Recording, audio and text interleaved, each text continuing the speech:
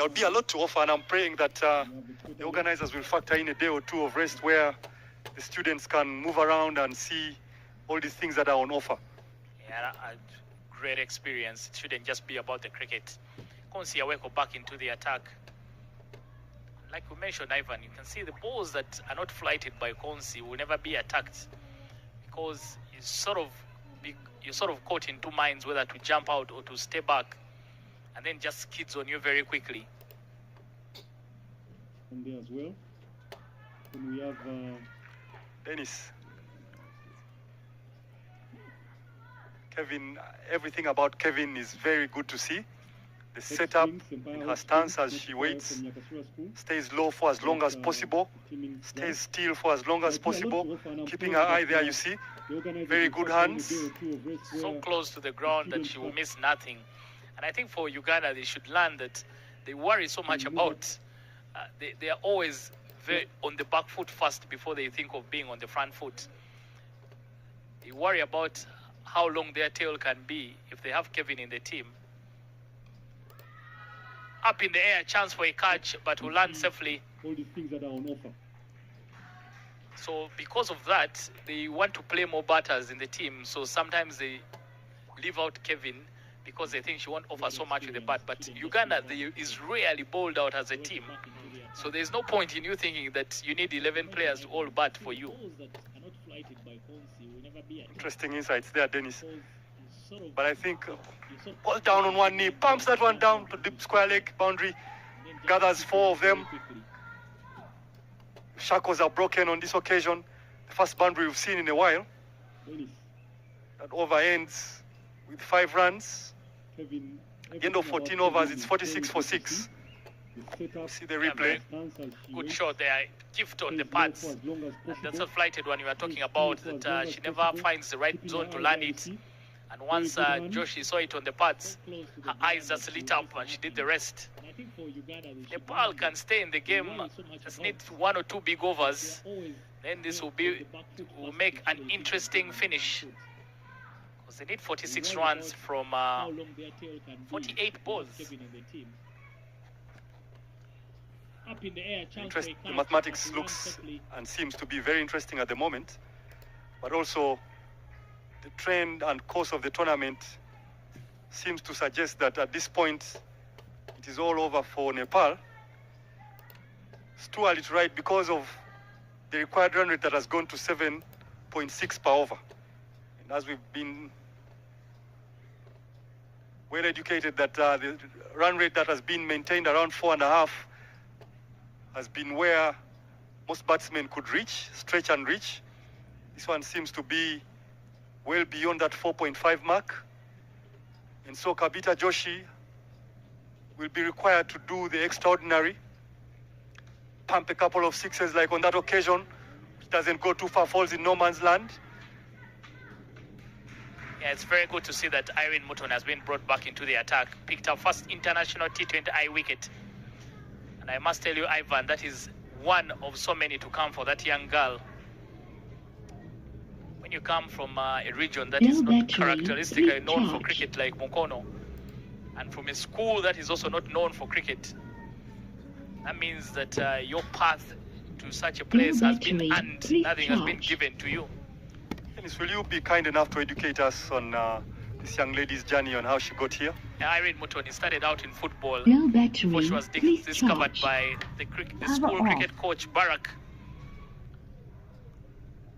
Can see nice and full there from Irene, and comes with some tidy pace, so it's not easy to line up and beat and hit.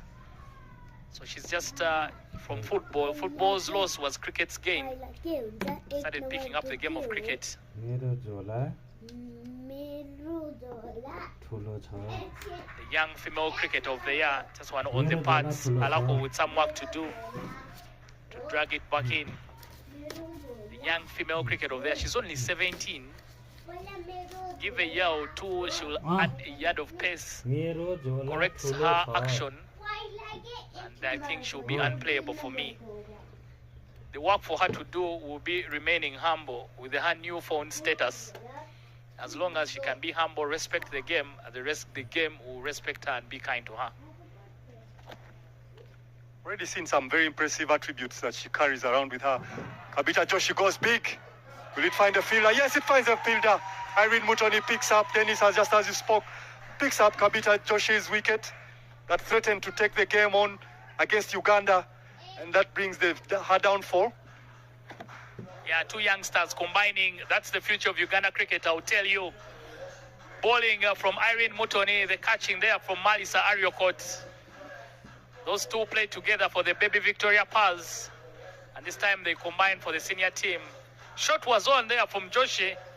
You felt that he deserved something more than that, but only found the waiting hands of Malisa Ariokot, who takes the catch. Nepal lose their 7th, 49-7. And it's not to be critical, just an observation. I think Joshi has not fully realized her potential in this tournament. She packs a lot of power, and I don't know if she is aware of it. And I think it would be the duty of the technical bench to just reinforce these attributes that she has. But I think she has got herself in positions of doubt, and she didn't know what she possesses and subsequently wasn't able to employ it effectively. Yeah, I think she has also always come in when the team is sort of trouble. You have to first repair some damage, then before you can think of going. If she ever found herself in a situation where a team is in a good place and all she has to do is tee off without any worry. Irene Mutoni to Ishori Beast. I think Dennis, she has a lot of potential, a lot of things that Nepal can work with. I've seen how she has looked to manipulate the field, getting singles here and there, and of course I've seen her power game as well. Looks like she has a combination of all the tools that are required to succeed at this level. However, what she has lacked foremost is decision making to go big at the right moments. There's another chance there. Big chance there again. Irene Mutoni picks a second one in the over. That brings the end of Ishwari. Yeah, third wicket for Irene Mutoni in this game. Yesterday she went wicketless, but today 3 for 9 for her in 2 overs. Being backed up by the team to take her catches. It is one thing for them to go up, and it's another when they are put down. In the slot, Shori Beast cannot get it over the infield. A simple catch for Janet Mbabazi. Now Uganda family in charge of this one. Shori Beast slicing against that one. The ball was well into her pads.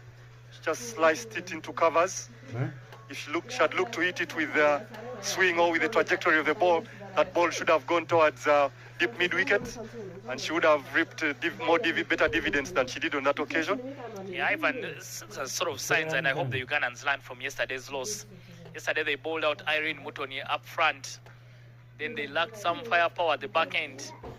Today she's been held back. She's brought back into the attack, has picked up 2 wickets already. Learning on the job is very important. And also we can't ignore the advantage of pace. When there's some speed on the ball, it causes the batsman to make mistakes because you don't have enough time to... Another catch there we see.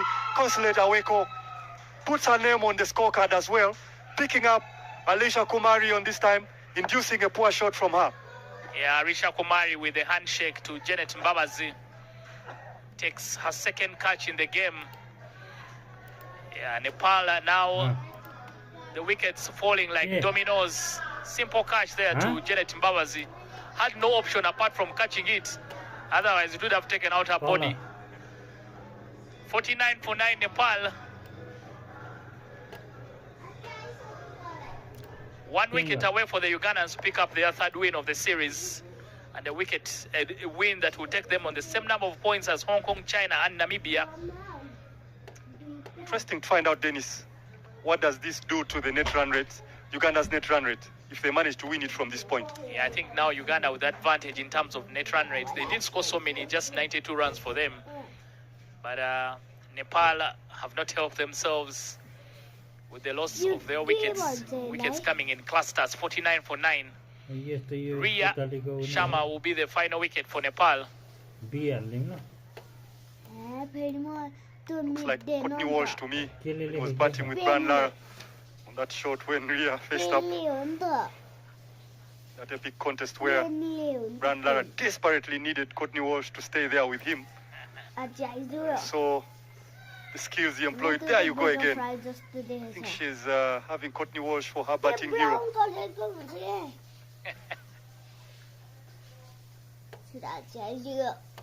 Uganda.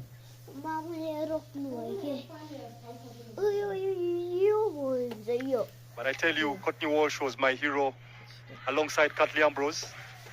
When you spoke of my ambitions to bowl then, I only looked at the two of them for whatever I wanted to do with the ball. I know And they provided the most appropriate kind of inspiration for me. I know a lot of West Indies fans, but I know you as the leader of that pack, tossed up in the air by Konsi this time, trying to induce Ria in a big shot. Did she miss that or the ball missed her? And you can see Kevin standing up with the bounce of the ball. Ria connects this time, but they'll just get a swing of the ball going straight to Immaculate Nakisui. 1 for 14 for Konsi Aweko. Went for 7 in her first, went for 9 in her first over. Good comeback from her. Surely only one person should be bowling the next over. That should be Irene Mutoni. Big future for her, and I hope she can be able to live up to her potential or even remain interested in the game. I think she has every reason right now to stay interested. But Dennis, in 1995, I was walking past the cubicle in one of the dormitories of my friends. You see the nature in Uganda there. I was walking past my friend's cubicle at that moment. He was the most passionate person about cricket. It's called Muhumza Enoch.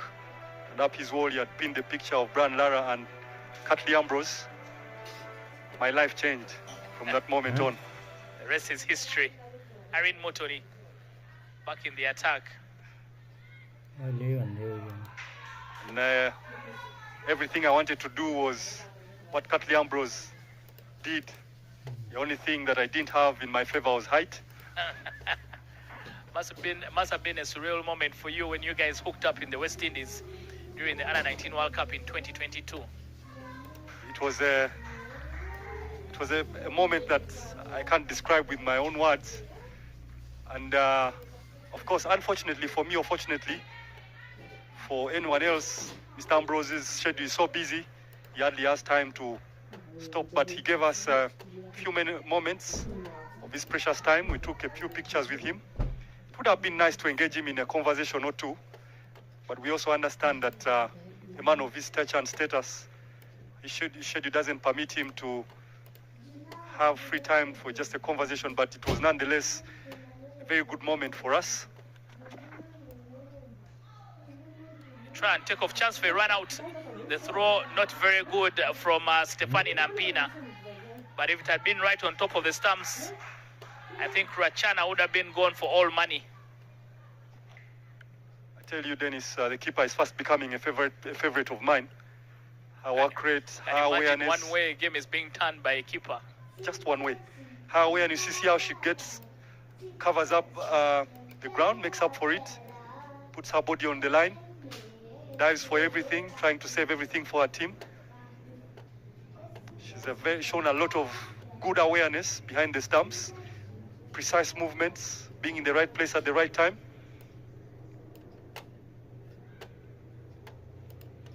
Managing her stage. It's been very, very clean, or nothing, no fly zone. If there are any insects in that zone where Kevin is, all of them are dead.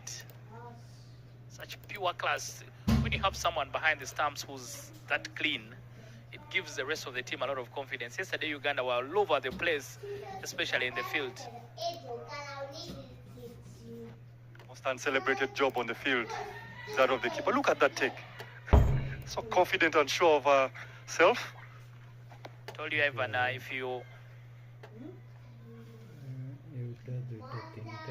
going to rely on your bowling to win a game, the first person on your team list has to be your keeper. Remember, in the team where we were so successful as junior players, we had 4 pace bowlers at their prime. So my job was already cut out for me. And of course, they always speak about the quartet of the West Indies as we see the end of the 17th over. But that quartet was ably helped by Jeffrey Dujon, or Jeffrey Dunjo. I don't know how they pronounce it well, but I hope I've done it well.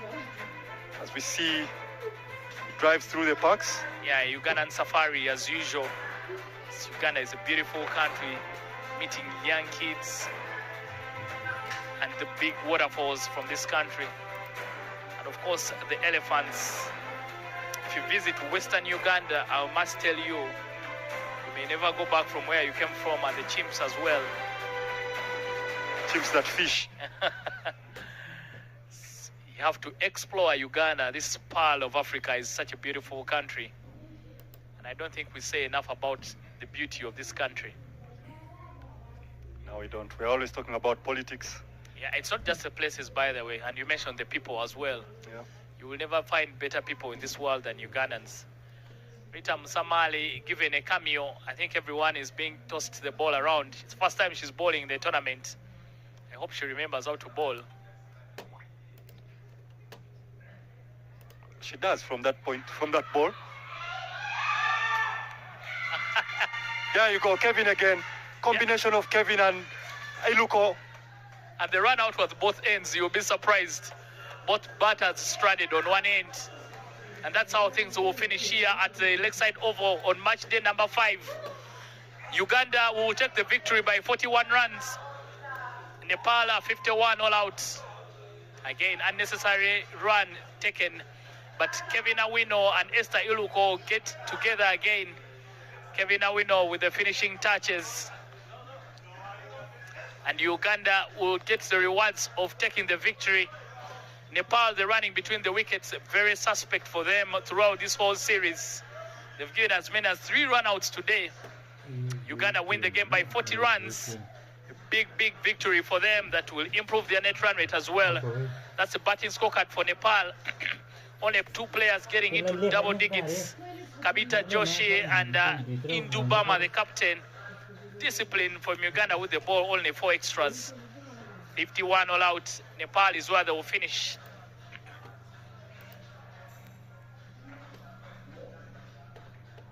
The bowling scorecard for the Ugandans: 3 for 10 for Immaculate Nakisui and 3 for 10 for the young speedster Irene Mutoni. For Irene Mutoni, a wicket for Janet Mbabazi, the captain, and Consulate Aweko, as Uganda bowl out Nepal for only 51. Big, big performance today. Result that has some consequences on the table. 91 for 5 is what Uganda are able to get in their 20 overs. And Nepal will only finish on 51 all out. The result is 40 runs win for Team Uganda. Now 3 teams all tied on the same number of points, only separated by the net run rate. 6 points for each of the teams.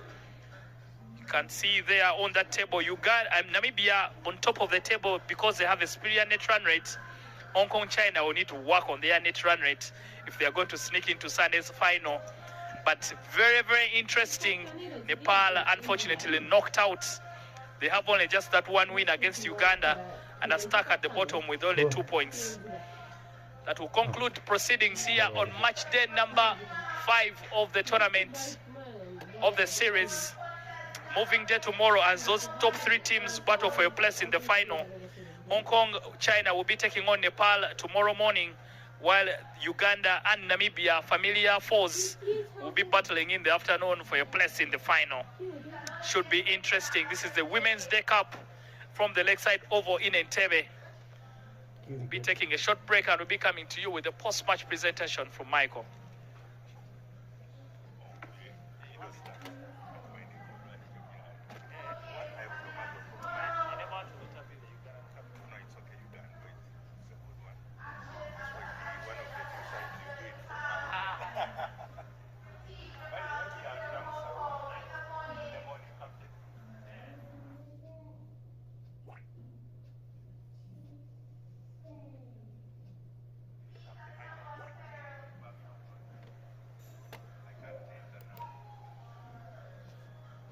Mobile चलाओ है ना There is a highlights package.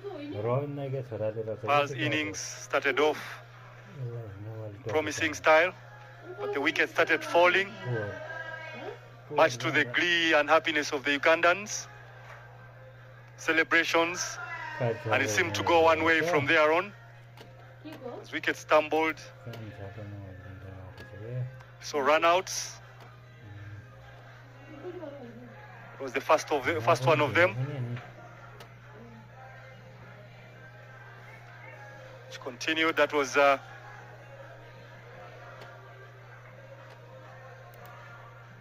chipped in the air.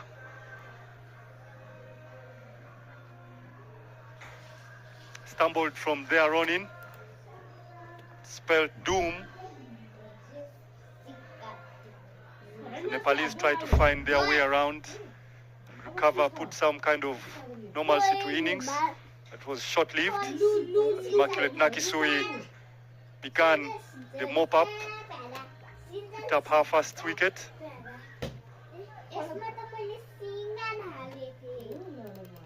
Second one on that occasion, completely knocked out the middle stump of Puja. It's one-way traffic from there on in for Nepal. A long slide.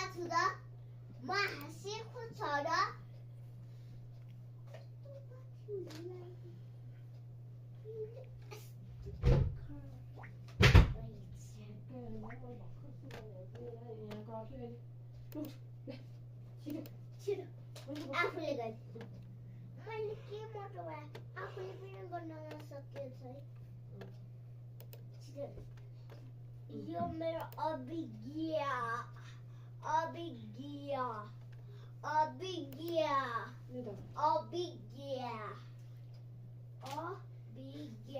Powder. So didi ko na pino obigia powder eh. So dadi ko na pino obigia powder. Oh, you remember खोल देखो. लिख के यो यसलाई भन्नु न. क्या भन्ने हो र अब नि भन्ने हो र त्यो होमवर्क नगरी बस्ने के को यहाँ आउनु हो? त्यो होमवर्क नगरी बस्ने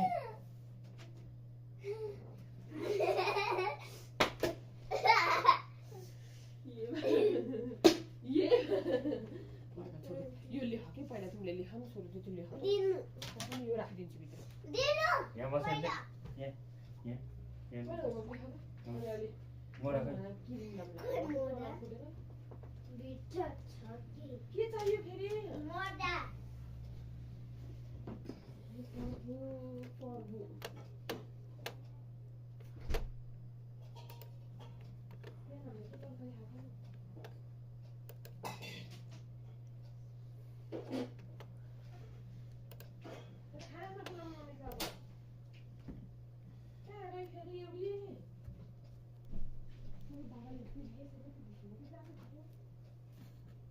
out, so we have to maintain this and improve a lot. At least.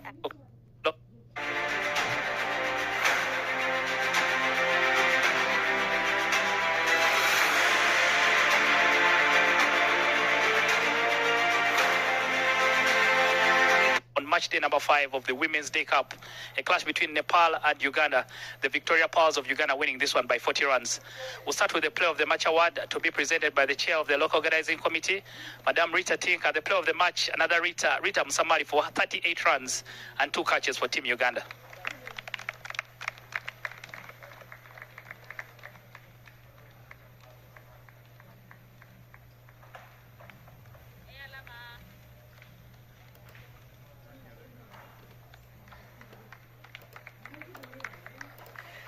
Rita, very well played from you, a very good all-round performance. Surprised you even took the ball. Just talk to us about your performance today. Thank you. First of all, I want to thank my teammates, for backing me up. I went in while we had pressure, but at least I helped them to calm it down. You're enjoying batting at number 4. Tell us if the promotion is working well for you.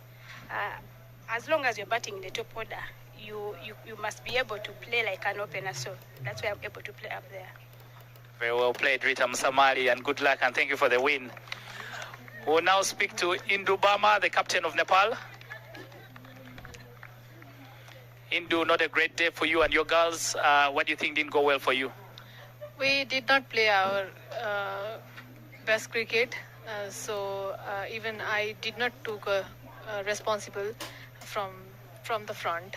So in the middle order also we could not execute the plan where we can, and we could not build the partnership as well, so we lost the game. All right, the run out is still an issue for you and the girls. Do you think that's an area that you want to improve on? Exactly, we have to improve. We have got lots of run outs, so we have to maintain this and improve a lot. All right, tough luck, and I'll see you tomorrow. Thank you so much. We'll now speak to the winning captain, Janet Mbabazi. Janet, an improved performance from you and your girls. First of all, do you think the batting was good enough to get you just about 90? I think that the batters tried to come on and just try and put up a score. Obviously, it wasn't what we had planned to put on board, but I'm very happy that Esther Iloku and Rita Msamali managed to step up for the team when they needed them to do that. I think they took their responsibility very seriously, and they managed to back the team with a defendable score. Like I said before, 80, 90 runs is a good score for the Victoria Pals to defend, but even though we fell short by a few runs or so, I still feel like we did quite well. Yeah, I'll tell you that the captain of Namibia, Sue Whitman, left a message for me and for you and for your team that tomorrow they are coming very, very hard for you in the afternoon. How well are you prepared for Namibia? Because that's a game you may need to win for you to be able to be in your own final. First of all, that's a very good spirit for a captain to have. Thank you very much, and I also like to just urge my teammates to take this win very like something that gives them confidence to come tomorrow for the next game and try and just replicate what they did for in the Namibia game and also yesterday's game. They're an amazing side. They're very good on the field with the ball and also with the bat. They just need to express themselves and just enjoy while playing. Yeah. All right. Good luck to you and the girls tomorrow.